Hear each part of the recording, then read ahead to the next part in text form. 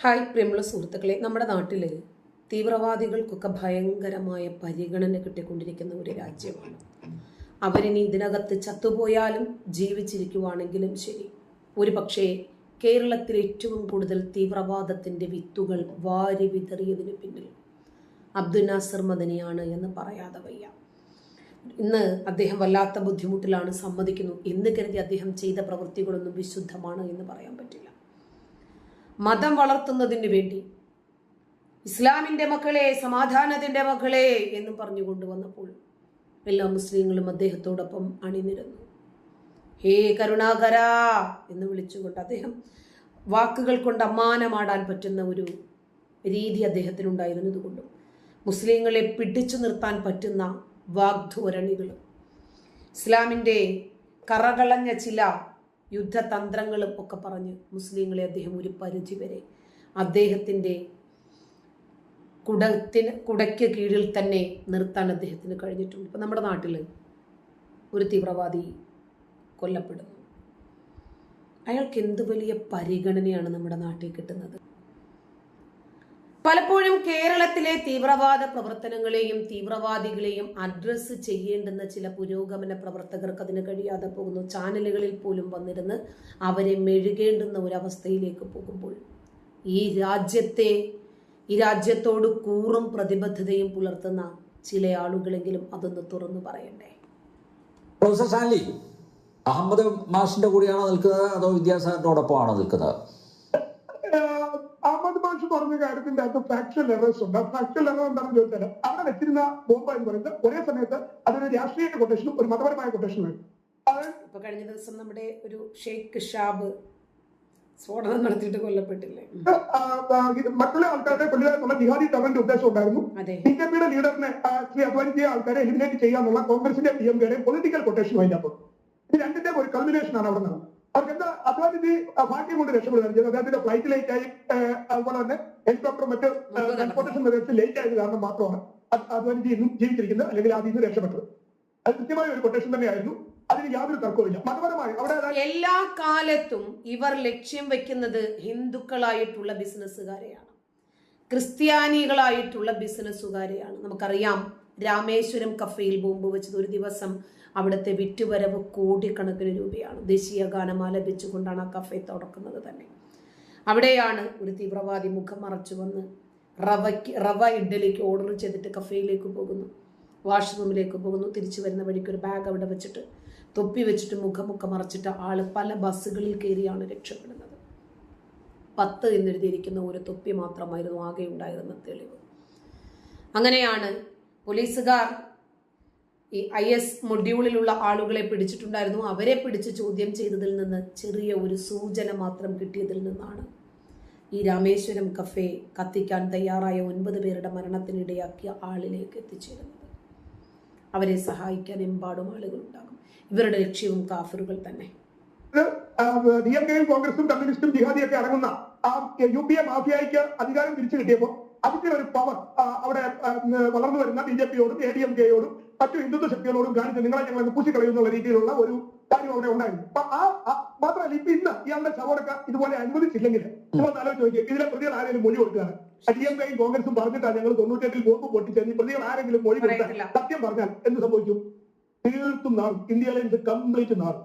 അതുകൊണ്ട് വെറും black mailing തന്നോണം, വേറെ വഴിയില്ല. തമിഴ്നാട് ഗവൺമെന്റിനോ ഇന്ത്യ അലയൻസിനോ വേറെ വഴിയില്ല. ഇന്ന് ഈ സ്റ്റേറ്റ് ബ്യൂറോയിൽ ഇയാൾക്ക് കൊടുത്തില്ലെങ്കിൽ DMKയുടെയും കോൺഗ്രസിന്റെ ഒക്കെ ഒട്ടായി മാത്രമല്ല ജിഹാദികൾ കൃത്യമായിട്ട് വലിച്ചു റോഡിലിടും. ഈ കാര്യങ്ങൾ കംപ്ലീറ്റ് വലിച്ചു റോഡിലിടും. ഈ കൊട്ടേഷൻ, ഈ കോൺഗ്രസിന്റെ DMKയുടെയും കൊട്ടേഷൻ പിടിച്ചത് അന്ന് കേരളത്തിലെ ജിഹാദിയാണ്. പോംപോളി എന്നറിയപ്പെടുന്ന ആളാണ് പിടിച്ചത്. പക്ഷേ അയാൾക്ക് തെളിവില്ലാത്തതുകൊണ്ട് ശിക്ഷിക്കാൻ പറ്റിയില്ല. പോംപോളിയാണ് കൊട്ടേഷൻ പിടിച്ചത്. ഇതിന്റെ അത് കംപ്ലീറ്റ് കേരളത്തിൽ നിന്നുള്ള ജിഹാദികളാണ് ഇതിന്റെ ടെക്നിക്കലും ആയിട്ടുള്ള കാര്യങ്ങളെല്ലാം പ്രൊവൈഡ് ചെയ്തത്. പക്ഷെ അവരെയും പ്രോപ്പറായിട്ട് പിടിക്കാൻ പറ്റിയില്ല.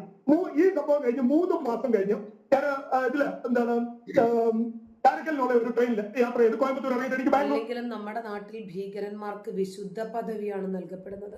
അതുകൊണ്ട് ഒരു 2 മണിക്കൂർ വ്യത്യാസമുണ്ട് ആ ട്രെയിനുമായിട്ട്. കോയമ്പത്തൂർ ഇറങ്ങി ഒരു ചായ കുടിച്ച് നിൽക്കുമ്പോൾ ഏകദേശം മോർണിംഗ് 4 മണിക്ക് ഇവിടുന്ന് വരുന്ന ഒരു ട്രെയിൻ, മലബാറിൽ നിന്ന് വരുന്ന ഒരു ലേറ്റ് ട്രെയിനിൽ അന്ന് ഒരാളെ അവിടെ പോലീസ് പിടികൂടി. ആടുതാടി, വനത്തൊപ്പി, ടിപ്പിക്കൽ ജിഹാദി. അപ്പൊ നെറ്റിയിൽ അടയാളമുള്ള മൃഗം. അവനെ കൃത്യമായിട്ട് പിടികൂടിയിട്ട് പോലീസ് ഒരു അനൗൺസ്മെന്റ് ബൈക്കിൽ കൂടെ നടത്തി കോയമ്പത്തൂർ റെയിൽവേ സ്റ്റേഷനിൽ മലയാളം, ഇംഗ്ലീഷ്, ഹിന്ദി, തമിഴ് ഇത് അറിയുന്ന ആൾക്കാർ ആരെങ്കിലും ഉണ്ടെങ്കിൽ ഈ 4 ഭാഷ ഒരുപോലെ അറിയാവുന്ന ആരെങ്കിലും ഉണ്ടെങ്കിൽ പെട്ടെന്ന് പോലീസിനെ സഹായിക്കണമെന്ന് പറയും. എനിക്ക് ട്രെയിൻ വരാൻ ഒരു മണിക്കൂറോടെ സമയമുണ്ട് അവിടുന്ന് സ്റ്റാർട്ട് ചെയ്യാൻ. കുർള എക്സ്പ്രസ് ബാംഗ്ലൂർക്കുള്ള ബോംബെക്ക് പോകുന്ന ട്രെയിനാണ്.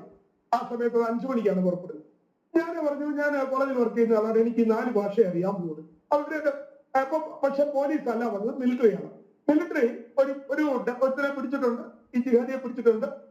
അവരൊരു ഡയറി എന്റെ തന്നിട്ട് പറഞ്ഞു, ഈ ഡയറിക്കകത്ത് ഈ 4 ഭാഷയിലും എഴുതിയിട്ടുണ്ട്. ഇയാളുടെ കയ്യിൽ നിന്ന് ഒരു താക്കോല്, ഒരു ബജാജ് ചേതക് എന്ന് പറയുന്ന ഒരു ബൈക്കിന്റെ അന്നത്തെ കാലത്തുള്ള ഒരു ബൈക്കിന്റെ താക്കോലും ഉണ്ട്. അത് തീപ്പെട്ടിക്കകത്ത് വെച്ച് പൊതിഞ്ഞു വെച്ചിരിക്കുകയാണ്. ഇവനെ ഇങ്ങനെ ഇറങ്ങിയപ്പോൾ സംശയകരമായ സാഹചര്യത്തിൽ പിടികൂടി. ഇവനൊന്നും പറയുന്നില്ല എന്ന് പറയുന്നു. ആകെ ഇവന്റെ 2-3 ഇടി കൊടുത്തപ്പോൾ മദ്രസ ഏതോ ഒരു മദ്രസയുടെ പേര് പറഞ്ഞു, മലപ്പുറത്തുള്ള അവിടെ പഠിക്കുന്നവരാണെന്ന് പറഞ്ഞു. കഷ്ടിച്ച് ഒരു 23-24 വയസ്സേ ഉള്ളൂ. അപ്പൊ ഈ ഇതിലെ കോഡഡ് ആയിട്ടുള്ള ലാംഗ്വേജിലാണ് എഴുതിയിരിക്കുന്നത്. അതിൽ കൃത്യമായിട്ട് ഞാൻ ഈ 4 ഭാഷ അറിയാവുന്നതുകൊണ്ട് കൃത്യമായിട്ട് ഇതിനകത്ത് പറഞ്ഞു, ഇന്ന സ്ഥലത്ത് ഒരു ബൈക്ക് വെച്ചിട്ടുണ്ട്, ഒരു സ്കൂട്ടർ വെച്ചിട്ടുണ്ട്, അത് എടുത്ത് ഇന്ന സ്ഥലത്ത് കൊണ്ടുപോയി കൊടുക്കണം, അതാണ് മെസ്സേജ്. മേ ബി അതിന്റെ അകത്ത് വല്ല പറക്കോ വല്ലതും കാണാം, അത് നിങ്ങൾ നോക്കിക്കോണോ എന്ന് പറഞ്ഞു. അവിടെ അവനെ പൊയ്ക്കൊണ്ട് പോയി. അതായത് ഇത് അവിടുത്തെ ഒറ്റപ്പെട്ട സംഭവമല്ല. കേരള ബന്ധമുള്ള ജിഹാദികളാണ് ഈ പരിപാടി അവിടെ ആസൂത്രണം ചെയ്തതും നടപ്പിലാക്കിയത്. ലോകവ്യാപകമായി കേരളത്തിലെ തീവ്രവാദികളുടെ പ്രവർത്തനം ആഗോളതലത്തിൽ തന്നെ റിപ്പോർട്ട് ചെയ്യപ്പെട്ടിട്ടുണ്ട്. കോയമ്പത്തൂർ നടന്നാലും ലണ്ടനിൽ നടന്നാലും, ഇനിയിപ്പോ അതല്ല യൂറോപ്പിൽ നടന്നാലും, അമേരിക്കയിലോ ഇറാനിലോ, ഇന്ത്യക്കകത്തായിരുന്നാലും പുറത്തായിരുന്നാലും, എവിടെ ഇത്തരം ഭീകരവാദ തീവ്രവാദ പ്രവർത്തനങ്ങൾ നടന്നാലും അതിലൊക്കെ ഒരു മലയാളിയുടെ കരം ഉണ്ട് എന്നതാണ് യാഥാർത്ഥ്യം. പോലീസ് എത്തിച്ചേരുന്നു. അത് അവിടെ കൃത്യമായിട്ട് ഹിന്ദു സമൂഹം ബിസിനസ്സുകാർക്കെതിരെ നടത്തിയ ഒരു പരിപാടിയാണ്. അതെല്ലാം പിന്നീടിട്ട് ആ കാര്യങ്ങളെല്ലാം ഇതിന്റെ ഗൂഢാലോചനയുടെ പുറകിലേക്ക് പോകാനോ ഒന്നും അന്വേഷണ ഏജൻസികൾക്ക് പറ്റിയില്ല. അത് കറക്റ്റായിട്ട് ചെയ്തിരുന്നെങ്കിൽ കേരളത്തിലെ ജിഹാദികളും കേരളത്തിലെ കുറെ രാഷ്ട്രീയക്കാരും, കോൺഗ്രസും കമ്മ്യൂണിസ്റ്റും DMKയും ഒക്കെ അടങ്ങുന്ന രാഷ്ട്രീയക്കാരും കൂടെ അകത്തു പോയാല് ഇന്ന് ആ രാഷ്ട്രീയക്കാർ ഒരു പ്രത്യുപകാരം ചെയ്തിരിക്കുകയാണ് ഇയാൾക്ക്. അല്ലെങ്കിൽ ഇയാളുടെ സൗജന്യത്തിലാണ്, ഈ മരിച്ചുപോയ ഭാഷയുടെ സൗജന്യത്തിലാണ് ഇന്ന് തമിഴ്നാട് ഗവൺമെന്റും ഇന്ത്യ അലയൻസും ഒക്കെ നിലനിൽക്കുന്നത്. ഭാഷയ്ക്ക് ഈ രീതിയിലുള്ള സ്റ്റേറ്റ് ഫ്യൂണറൽ നിഷേധിച്ചാൽ മുടുമുട്ടില്ലാതെ തമിഴ്നാട്ടിലെ DMKയും കോൺഗ്രസും നേതാക്കന്മാരും നിൽക്കേണ്ടി വരും. അവരുടെ മുഴുവൻ മുഖം കൂടി പറഞ്ഞു നിലത്ത് വീഴും. അതാണ് അവസ്ഥ. തീവ്രവാദികൾക്ക് നമ്മുടെ നാട്ടില് ഒരു രാജ്യസേവകനേക്കാൾ കൂടുതൽ പ്രാധാന്യം കൽപ്പിക്കപ്പെടുകയാണ്. 1998 കോയമ്പത്തൂർ സ്ഫോടനം, ഇതിന്റെ മുഖ്യ ആസൂത്രധാരനായിരുന്നു ഭാഷ. ഇയാളുടെ സംസ്കാരം, ഇയാൾ ചത്തുപോയപ്പോൾ ഇയാളുടെ ശവസംസ്കാരം ആഘോഷമായി നടത്താൻ തമിഴ്നാട് സർക്കാരാണ് മുന്നോട്ട് വന്നത്. അതിനെതിരെ BJP സർക്കാർ രംഗത്ത് വന്നു. മൃതദേഹം വഹിച്ചുകൊണ്ടുള്ള ഘോഷയാത്രയിൽ തടിച്ചുകൂടിയത് 9,000-ഓളം ആളുകളാണ് എന്നാണ് റിപ്പോർട്ടുകൾ വന്നത്. ജനക്കൂട്ടത്തെ നിയന്ത്രിക്കാൻ 1,500 പോലീസുകാർ വേറെയും. തീവ്രവാദിക്ക് നമ്മുടെ നാട്ടിലുള്ള പരിഗണന എന്താ? വൈകിട്ട് ഈ ഭാഷയുടെ ഭാഷ എന്നാണ് പറയുന്നത്, ഇയാളുടെ മൃതദേഹം കനത്ത പോലീസ് സുരക്ഷയിൽ ഘോഷയാത്രയായി കൊണ്ടുപോയി സംസ്കരിക്കുന്നു. മൃതദേഹം സൗത്ത് ഉക്കടത്ത് റോസ് ഗാർഡനിലെ ഭാഷയുടെ തന്നെ വസതിയിൽ നിന്ന് പുഷ്പ മാർക്കറ്റിലെ ഹൈദരാലി ടിപ്പു സുൽത്താൻ സുന്നത്ത് ജമാഅത്ത് മസ്ജിദിലേക്കാണ് അന്ത്യകർമ്മങ്ങൾക്ക് വേണ്ടി കൊണ്ടുപോയത്.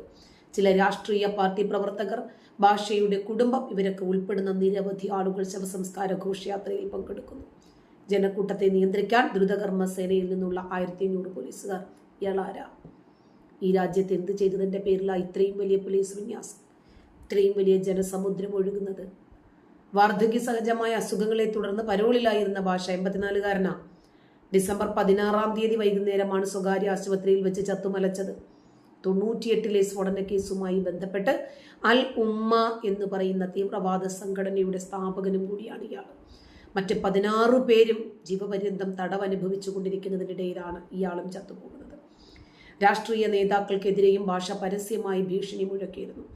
2003 ജൂലൈയിൽ ശിക്ഷിക്കപ്പെട്ടതിന് ശേഷം കോയമ്പത്തൂരിലെ കോടതിയിൽ ഹാജരാക്കിയ സമയത്ത് അന്നത്തെ ഗുജറാത്ത് മുഖ്യമന്ത്രി നരേന്ദ്രമോദിയെ കൊല്ലുമെന്നാണ് ഇയാൾ പറഞ്ഞിരുന്നത്. ആഘോഷപൂർവമായ ശവസംസ്കാരത്തിന്റെ വീഡിയോകൾ വൈറലായിരുന്നു. ഇതിൽ ചില പ്രത്യേക കേന്ദ്രങ്ങൾ പകർത്തി പ്രചരിപ്പിച്ചതായി കരുതുന്നുണ്ട്. ശവസംസ്കാരത്തിന്റെ വൈറൽ വീഡിയോകളോട് പ്രതികരിച്ച BJP ഭാഷയെ രക്തസാക്ഷിയായി ചിത്രീകരിക്കുന്നതിൽ ശക്തമായ എതിർപ്പ് രേഖപ്പെടുത്തി. ഭാഷയുടെ ശവഘോഷയാത്രയിൽ പങ്കെടുക്കാൻ ജനങ്ങളെ വൻതോതിൽ അനുവദിക്കുന്നതിന് പകരം അദ്ദേഹത്തിന്റെ കുടുംബാംഗങ്ങളെ മാത്രം പോലീസ് അനുവദിക്കണമായിരുന്നു എന്ന് BJP Tamil Nadu president K. Annamalai പറഞ്ഞു. DMK സർക്കാരിന്റെ ഈ പ്രവൃത്തി കോയമ്പത്തൂരിൽ സമാധാനം തകർക്കുകയും വർഗീയ സംഘർഷമുണ്ടാക്കുകയും ചെയ്യുമെന്ന് അണ്ണാമലൈ ചെന്നൈയിൽ അഭിപ്രായപ്പെട്ടു. 58 പേരുടെ മരണത്തിനും 231 പേർക്ക് പരിക്കേറ്റതിനും കാരണമായ 1998 കോയമ്പത്തൂർ സ്ഫോടനത്തിന്റെ മുഖ്യ സൂത്രധാരനായ SA ഭാഷയെ രക്തസാക്ഷിയായി തമിഴ്നാട് ചിത്രീകരിച്ചതിൽ പ്രതിഷേധിച്ചിട്ട് BJP മാത്രമാണ് രംഗത്ത് വന്നത്. അങ്ങനെ ഡിസംബർ 20 കോയമ്പത്തൂർ ഘടകം BJP കരിദിനം ആചരിച്ചു. ക്രിമിനൽ, തീവ്രവാദി, കൊലപാതകി എന്നിവരെ രക്തസാക്ഷിയായി വാഴ്ത്തുന്നത് സമൂഹത്തിൽ മോശം മാതൃക സൃഷ്ടിക്കുമെന്നും ശവസംസ്കാര ചടങ്ങ് അനുവദിക്കരുതെന്നും BJP Tamil Nadu vice president Narayanan Tirupati പോലീസിനോട് ആവശ്യപ്പെട്ടിരുന്നു. കയ്യിൽ രക്തമുള്ള ഒരു കൊലപാതകിയെ അയാളുടെ അന്ത്യകർമ്മങ്ങൾ നടത്താൻ അനുവദിക്കണം, സംശയവുമില്ല. പക്ഷെ അത് സമാധാനപരമായിട്ടാണ് ചെയ്യേണ്ടത്. അവർക്ക് മഹത്വം കൽപ്പിച്ചിട്ടല്ല, അർഹതയില്ലാത്ത വലിയ ബഹുമതിയോടുകൂടിയല്ല. 1998 കോയമ്പത്തൂർ ബോംബ് സ്ഫോടനത്തിൽ നിന്നാണ് മതമൗലികവാദ ചിന്തകളും അക്രമങ്ങളും വർഗീയ പ്രശ്നങ്ങളും ഇത്തരം തീവ്രവാദ പ്രസ്ഥാനങ്ങളും തീവ്രവാദികളും ഒക്കെ ഉണ്ടായത്. അതിന് ഉത്തരവാദിയായ പ്രമുഖരിൽ പ്രമുഖനായ ഒരു വ്യക്തി ഭാഷ, അവൻ ചത്തപ്പോൾ കിട്ടുന്ന സ്വീകരണമാണ് തമിഴ്നാട് നമുക്ക് കാണിച്ചു തന്നത്.